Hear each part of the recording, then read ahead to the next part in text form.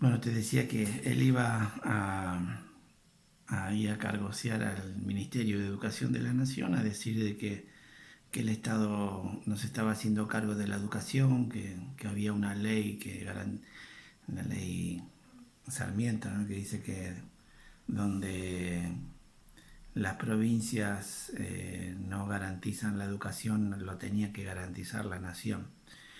Y con ese argumento abrió muchas puertas y convenció de que ahí tenía que haber una escuela.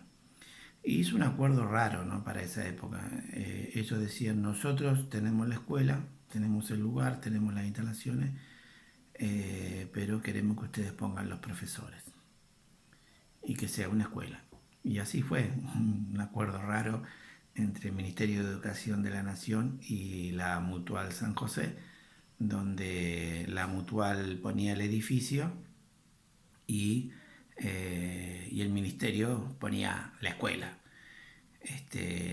Y así empezó la primera escuela secundaria que se hizo en una villa, en el año 86 creo que fue. Después hay, hay muchas historias, ¿no? Porque eh, era muy difícil conseguir profesores que fueran a trabajar ahí. El profesor de secundaria estaba acostumbrado a trabajar en los centros urbanos, centro de Lomas, centro de Banfield, centro de Temperley, pero nunca en una villa. Entonces no duraban los profesores. Conseguir un profesor para trabajar en Villa Urbana era una tarea titánica. Imagínense que yo llegué porque yo daba clases en sociedades de fomento, en clubes, ¿no? Porque había optado en esa época por militar, enseñando música gratuitamente, música folclórica en distintos lugares, ¿no? Enseñaba la quena, el sicu, el charango. Y en eso, en una sociedad de fomento, que el presidente era Oscar Jacome, un contador, me dijo que él estaba trabajando en una escuela, que necesitaban gente, que lo convencieron y que como no había nadie para ir a enseñar, él fue a enseñar. Y me dice, no querés venir vos porque no hay nadie de música que venga ahí a enseñar. Hay una profesora, dice, pero no quiere agarrar más horas, que los pibes la vuelven loco. Y, y fui yo, ahí a Villa Urbana. Tenía el título de profesor de danzas, pero bueno, en esa época era como habilitante y además no miraba mucho los papeles para poder enseñar, ¿no? Ya era docente, con eso bastaba y sobraba. Y empecé a dar música, una experiencia maravillosa, porque bueno, allí con los talleres de música que yo daba, se formaron grandes artistas, uno de ellos Mauro Piñeiro, que es el tecladista de Ráfaga durante mucho tiempo y hoy es el productor de Ráfaga y de otros grupos de música tropical. Allí también, bueno, en los talleres de allí se hicieron Alfredo Rojas, Lázaro Sotelo, Miguel Aquino, grandes músicos que bueno, andan por ahí dando vuelta peleándola con la música. Eh, Después, anécdotas así de profes, eh, y hay muchas de historias allí, ¿no? Este, Historias porque, bueno, nosotros éramos muy especiales los que íbamos a laburar ahí, ¿no? El profesor que era tradicional no duraba ni 5 minutos, se iba. Así que los profes que estuvimos allí en los primeros años, en la fundación de esta escuela, tenían características que realmente hay que estudiarlas en algún momento porque no solamente había que aguantar, eh, romper varios estereotipos, ¿no? Porque uno venía formado en un tipo de educación, en un tipo de escuela, y ahí bueno, eran casillas con pibes rebeldes, pero mal, no había una cultura de escuela secundaria y menos en una villa, entonces era complicadito. Así que ahí fue una escuela también para los docentes, ¿no? Ahí nos hicimos y aprendimos mucho de Francisco Simay, ¿no? Este, que bueno, empujaba con mucha fuerza el proyecto. Después, sí, hubo un incendio que realmente ahí nos golpeó como grupo de docentes. Creo que ahí constituimos un grupo de docentes con identidad de Villa Urbana bastante fuerte a partir del incendio, ¿no? Porque se quemó toda la escuela y tuvimos que entre las cenizas empezar a pelear para conseguir donaciones, ladrillos, ir a pegar ladrillos. Muchos no teníamos idea de lo que era eso, pero bueno, fuimos aprendiendo, aunque sea pasar balde, a subir los techos, eso de fibrocemento. Y bueno, empezamos ahí a reconstruir la escuela, hicimos allí el primer encuentro artístico del cuartel noveno para juntar fondos. También estuvo Armando Tejada Gómez en ese encuentro. Eh, y pudimos levantar la escuela, ¿no? Además conseguimos después donaciones, por supuesto, de oficiales del Ministerio de Educación. También vivimos un momento complicado por las situaciones que pasaban en los barrios, ¿no? Era muy común en esas épocas que a los pibes los mataban, los acribillaba la policía y nadie reclamaba ni nadie hacía nada y no pasaba nada. Armaban causas y se acabó la historia. Y allí, bueno, a partir de que yo tenía un pibe que era hermano de uno de los pibes de la masacre de Budge, y cuando nos enteramos que él había faltado y los pibes dicen, no, lo que pasa es que lo mataron al hermano, qué sé yo, nos empezamos a comunicar con él, en ir a visitarlo y bueno, nos encontramos con todo lo que había pasado y fuimos parte de las primeras organizaciones de las marchas para denunciar a lo que llamó el abogado Toto Silverman como los policías de gatillo fácil, ¿no? Que disparaban, masacraban y después armaban, les ponían pistola, como que eso había sido un enfrentamiento, ¿no? Eran prácticas de la dictadura bueno, que quedaron instaladas en esa época, era muy común, estaban naturalizadas y gracias a la movilización de la gente, de los amigos, de los vecinos, de los docentes, de las monjas de Nuestra Señora de la Asunción, del padre Tato, se hicieron las marchas. Bueno, el abogado Toto Zimmerman, un abogado comunista espectacular, jugadísimo, que bueno, hasta le quemaron la policía, obviamente le quemó el auto cuando investigaba el caso, ¿no? Tenía un Renault 12 y se lo quemaron y cuando estaba prendido fuego, él dice, bueno, siempre soñé con tener un Renault Fuego, ¿no? En esa época era una marca Renault Fuego. Y qué más te puedo contar como... también hubo luchas, porque la escuela también fue un lugar que fue la base para muchas luchas, ¿no?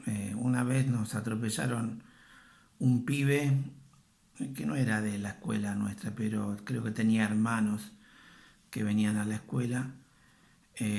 Atropellaron a un pibe en Camino Negro, ¿no?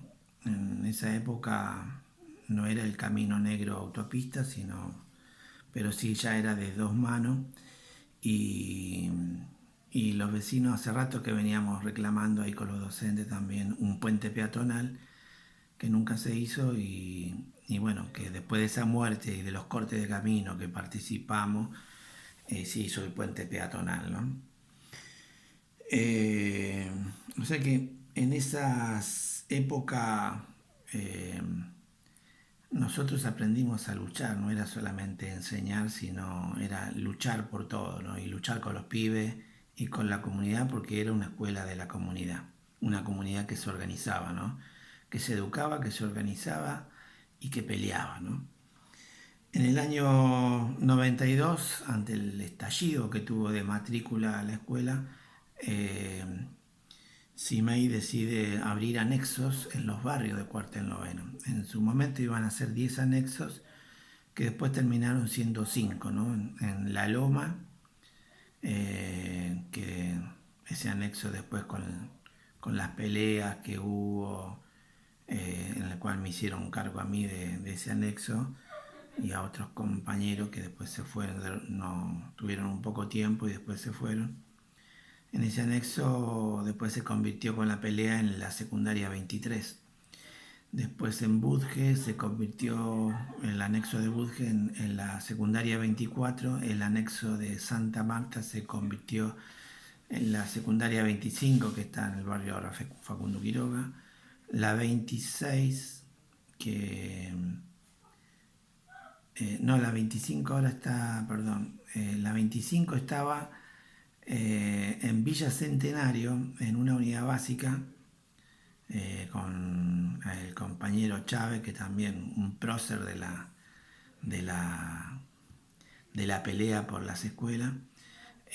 También ahí se hizo finalmente en lo que es el Campo Tongui la secundaria 25, pero empezó en Centenario en una unidad básica.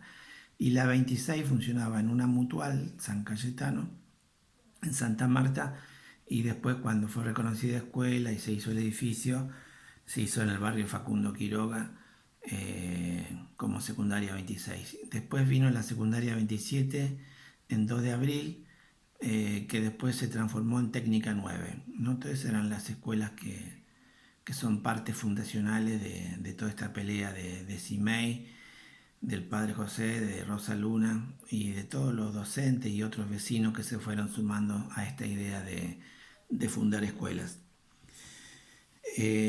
Así que bueno, tuvimos esa etapa fundacional. Creo que el incendio fue una bisagra en cuanto a la conformación de un grupo que se involucró más en la lucha y en la fundación de la escuela. La creación de los anexos en el año 92, eso creo que también fue otro hito en la historia de Villa Urbana. Después vino otra pelea que ya era una pelea de todo el país, ¿no? Eran los 90, venía el neoliberalismo que venía a privatizar la educación y vino la ley de transferencia que pasaba todas las escuelas nacionales a las provincias y las pasaron sin un mango. Y entonces hubo mucha lucha, mucha resistencia y nosotros fuimos parte de esa resistencia en contra de la transferencia de las escuelas de nación a las provincias. Por eso esta Escuela Nacional Normal Superior de Villa Urbana pasó a ser una unidad académica con la secundaria 22, el 103 que era el profesorado, el jardín 936 creo que es, el 455 creo que era el CENS y ¿qué más? Bueno, educación de adultos, pero no me acuerdo el número. Bueno, todo lo que era la primaria, que pasó a ser la primaria 90, pasó al ámbito de la provincia de Buenos Aires. Después vino la pelea por la independencia de los anexos, ¿no? Porque cuando vino la transferencia, transfirieron lo que es hoy la secundaria 22, pero cuando abrieron el paquetito de la secundaria 22 se encontraron de que había 5 escuelas más. Entonces fue toda una pelea porque no las querían reconocer. ¿Cómo podía ser? Porque no eran, en realidad decíamos anexos, pero no eran anexos, eran aulas a distancias y que nos tenían a nosotros, que hacíamos de coordinadores, pero era un cargo que nos inventamos nosotros, pero era paramilitar, que se crearan esas escuelas allí y hacíamos como de director, pero no éramos nada, ni cobrábamos, nos daban algunas horas cátedra además, pero estábamos todo el día y bueno, y hacíamos de director. Así que la pelea por los anexos fue también muy importante. Yo en el año 95 96, ya no me acuerdo. Hice una huelga de hambre, en 95 fue. Hice una huelga de hambre para que nos reconocieran la escuela, porque no la querían reconocer. Es más, tuvimos intentos de querer cerrarla, porque las escuelas de los anexos se hicieron con el mismo acuerdo que se hizo la escuela secundaria 22, ¿no? Nación decía, consigan un lugar donde funcionan los anexos, ustedes se hacen cargo y nosotros mandamos los profesores. Claro, los tipos decían eso porque sabían de que se iban a deshacer de todo eso y después que se arregle la provincia. Y la verdad, los lugares donde nosotros estábamos eran, hacíamos patria, nos jugábamos el pellejo. En la Loma primero nos tomamos una escuela que estaba abandonada, que después la peleamos para que la reconstruyan y nosotros funcionar allí y compartir el edificio con la 75, y nos desalojaron porque decían de que los adolescentes no podían estar junto con la primaria. Después vino la reforma y lo juntaron a todos. Y después, ¿qué más? Nosotros, como nos echaron de ahí, nos tomamos el terreno de al lado y hicimos un aula con chapa usada, madera, un baño hecho con un agujero hecho con una pala, nos conectamos clandestinamente del agua, de la luz, y ahí empezamos a hacer la escuela. Una historia parecida a la 24, que tomaron terrenos del ferrocarril en Budge y también construyendo ladrillo sobre ladrillo empezaron a construir la 24. Después ahí estaba Elba Rodríguez peleándola. 25 era una mutual que ya estaba, o sea, ellos tenían algunos recursos, estaban más organizados y tenían un edificio que era la mutual y funcionó allí en un primer momento, pero era un edificio precario.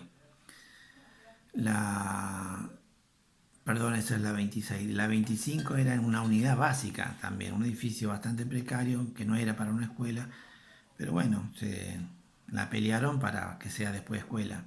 La 27 también se tomaron terrenos y hicieron la escuela de prepo. Y todo fue así, de mucha lucha.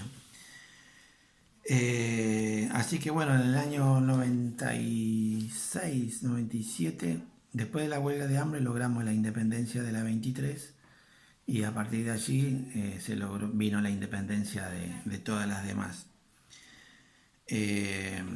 Y después vino la pelea por el edificio, ¿no? O sea, todos habíamos logrado, con las peleas de los anexos, logramos que se construyeran los anexos y la única escuela que había quedado así olvidada y hecha pelota era la escuela madre, que era la 22.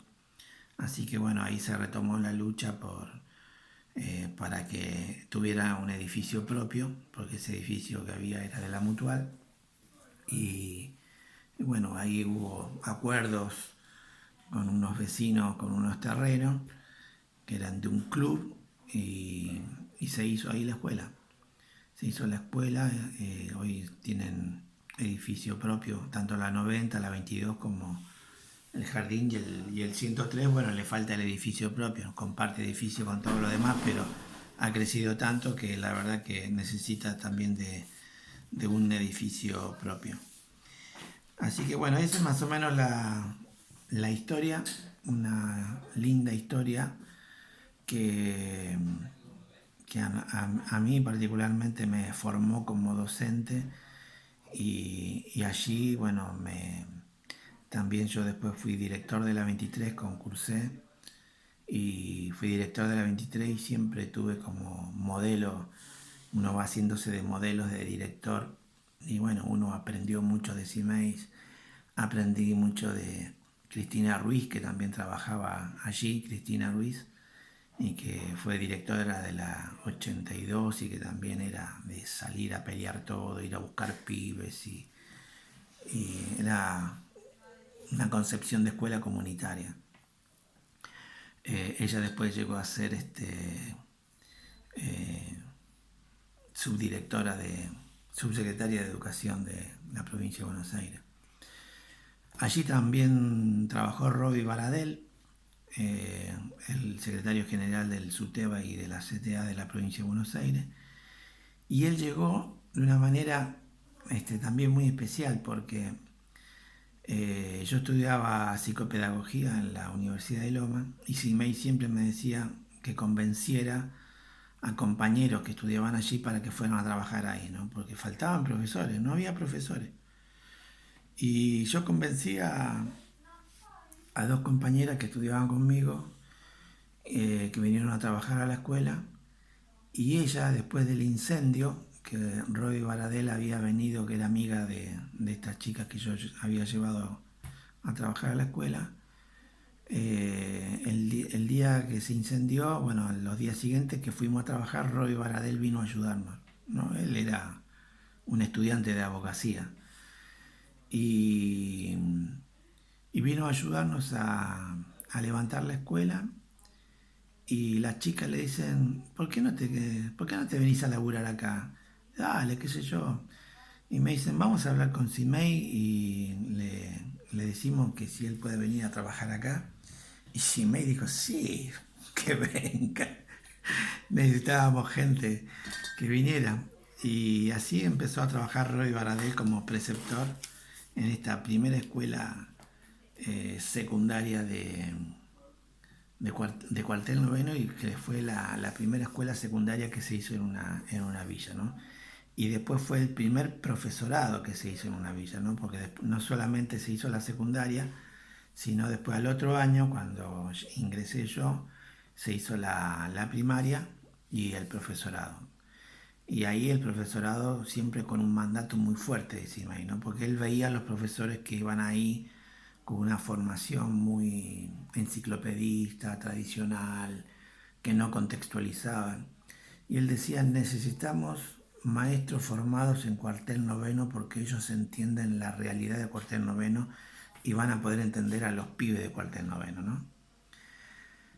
No era Pablo Freire ni nada por el estilo, pero o sea, la tenía más clara que todos nosotros en la idea de contextualizar las prácticas pedagógicas, ¿no? Eh, y así se formó el profesorado con esa impronta, ¿no? de maestros de cuartel noveno para que puedan trabajar con la realidad de cuartel noveno y transformarla, ¿no? Después resultó de que la escuela creció mucho y ya no eran maestros nada más, sino maestras de inicial. Después se armaron los profesorados de historia, de geografía, de matemática. Bueno, hoy es una escuela impresionante en la cantidad de alumnos. Y es de cuartel noveno. Está en Villa Urbana. Y allí creo que donde uno más aprendió. Aprendieron los alumnos, pero los docentes donde más aprendimos fue trabajar allí en todas esas épocas fundacionales con gente maravillosa. Después, bueno, Simei con la transferencia, que era el director, le agarra una enfermedad, ¿no? Que le paraliza la mitad del cuerpo y ya como que ahí también empieza como otra etapa de Villa Urbana, ¿no? Porque era muy difícil la continuidad de la impronta que le daba Simei, porque si hay algo que bueno, yo después con el tiempo lo aprendí, ¿no? Uno tiene que hacerse cargo de las historias de las instituciones, ¿no? Para poder gestionarla. Y, y creo que, bueno, costaba eso, ¿no? Hacerse cargo de la historia de lucha, como que es una cosa, es un mandato fundante que está allí como un fantasma en la escuela y que empuja, ¿no? Y que empuja a pelear, a problematizar, a transformar. Y a veces hubo así como directivos en las distintas escuelas como que no asumían ese mandato, ¿no? Eh, pero bueno, por suerte después como que esas cosas también se fueron transformando, ¿no? Hoy la directora de la primaria es una alumna egresada de allí, y eso está muy bueno, ¿no? Las hijas de CIMEI hoy están trabajando en el 103 y también tratando de recuperar esa historia, ¿no? Porque los pibes entran ahora a ese edificio, ven todo hecho y yo trabajé allí hasta el año pasado, ahora estoy con licencia, pero lo primero que le pregunto a los pibes, y que son a veces de profesora de historia, ¿ustedes saben cómo se hizo esta escuela? ¿Cómo se llama esta escuela? No sabe. Le digo, bueno, se llama Francisco Semey. ¿Saben quién era Francisco Semey? No saben. Y eso es una macana. Porque en la medida que uno conoce la historia de la escuela, conoce, sabe cuidarla, sabe defenderla y, y aprendes más, ¿no? Como que todos los contenidos de cualquier materia lo aprendes en otra dimensión, en una dimensión más política, en una dimensión más de lucha, porque allí todo se consiguió peleando, soñando y peleando y resistiendo.